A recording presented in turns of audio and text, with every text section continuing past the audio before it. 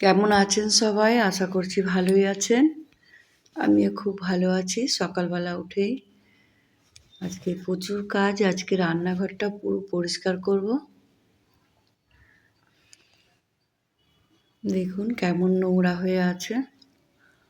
আমি কয়েকদিন পর পরই পরিষ্কার করি। ডিপ ক্লিন করি। এমনিতে তো রোজই করা হয়। তো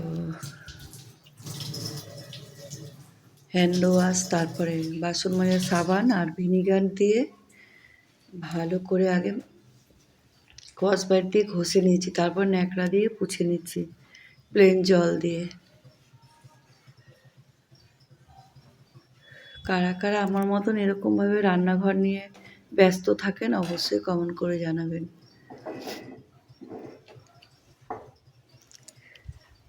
আমার রান্নাঘর নোংরা থাকলে একদম ভালো লাগে না। মানে সারাদিন যেন রান্নাঘরের পেছনে লেগে থাকতে হয় পরিষ্কার করার জন্য। আজকে রান্নাঘরটা করছি, কালকে দেখি ফ্রিজটা করব।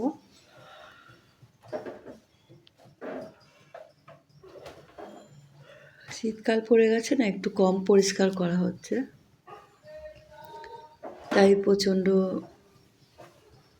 মানে নোংরা হয়ে যাচ্ছে। ওপরটা পরিষ্কার হয়ে গেছে, এবার করে নিচ্ছি মাঝের তাকটা যেখানে বাসন রাখি। আমার এখনও ওই ইয়েগুলো পাল্লাগুলো করতে পারিনি, আস্তে আস্তে করবো সব। মোছা হয়ে গেছে, এবার নিচেটা মুছে নিচ্ছি ভালো করে, হ্যান্ড ওয়াশ দিয়ে মুছলাম।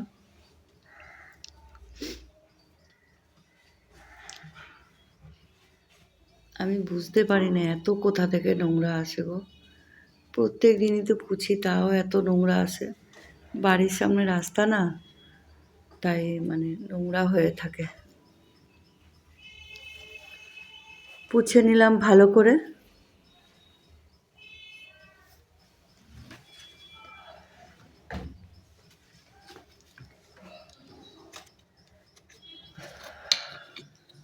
পুরো পরিষ্কার হয়ে গেছে দেখো।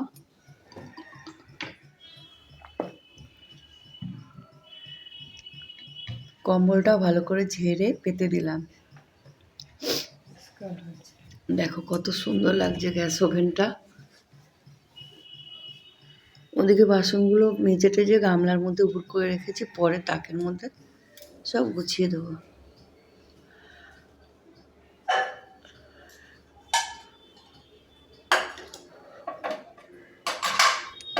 চা করবো।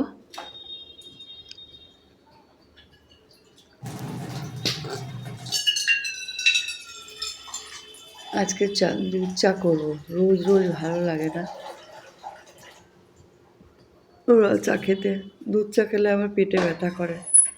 মাঝে মাঝে একটু খেতে ইচ্ছা করলে তখন আমুল দুধ নিয়ে আসি, দুধ দিয়ে চাটা খাই।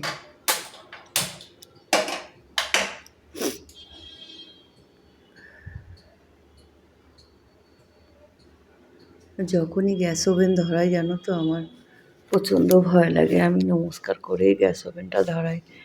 চা হয়ে গেছে, আজকে সেই মাটির ভাঁড়েই আবার চা খাচ্ছি। দেখেছো মাটির ভাঁড়টা নিয়ে নিয়েছি, একটুখানি চা ধরে।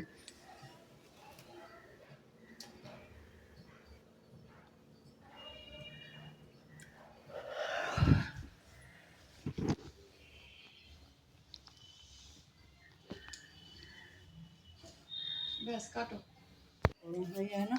কতগুলো জামা কাপড় নিয়ে বসে পড়েছি গোছাবো বলে। সমস্ত গোছানো হয়ে গেছে, ও জায়গাটা জায়গায় রেখে দিই। আবার এলোমেলো হয়ে আছে, ওয়ার্ড্রপটা পরিষ্কার করতে হবে। কালকের একটু ময়দা মাখা ছিল, সেটা দিয়ে একটু পরোটা ভাজবো।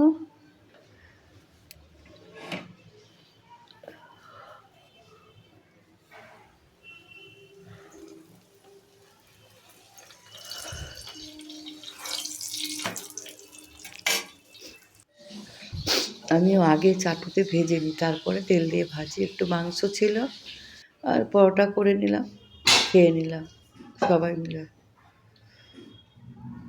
এখানে ফুলকপি কেটে নিয়েছি, সেদ্ধ বসাবো। একটু হলুদ দিয়ে নুন দিয়ে সেদ্ধ করে নেব।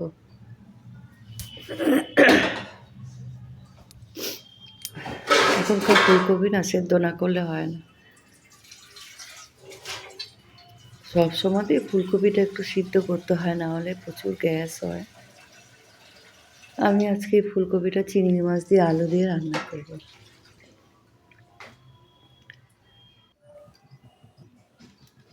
ওই যে সেদ্ধ হয়ে গেছে, আর এখানে ভাত বসিয়ে দিয়েছি, একটু বেশি করে ভাত বসিয়েছি।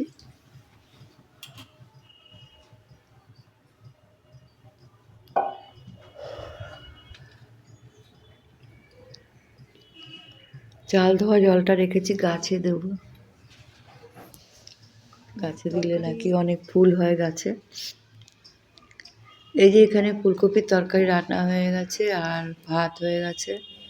স্নান করে চলে এসেছি ঠাকুর ঘরে পুজো দিতে।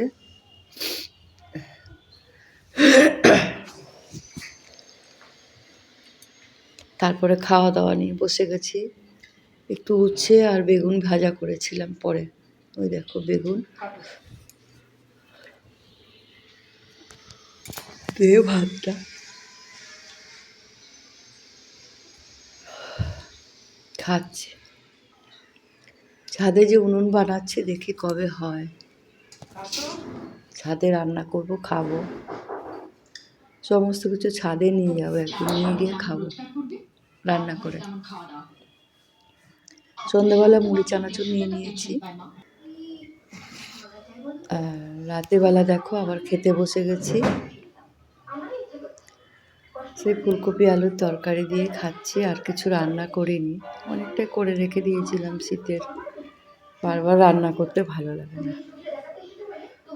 ঠিক আছে, আজকের মতন ভিডিওটি এই পর্যন্তই। আবার আগামীকাল আসছি। তোমরা সবাই ভালো থেকো, সুস্থ থেকো। Tata, bye bye. আমার তো ফুলকপি খুবই ভালো লাগে। একদিন খাসির চর্বি দিয়ে ফুলকপি দিয়ে বড়া করব, ভাল লাগে খেতে।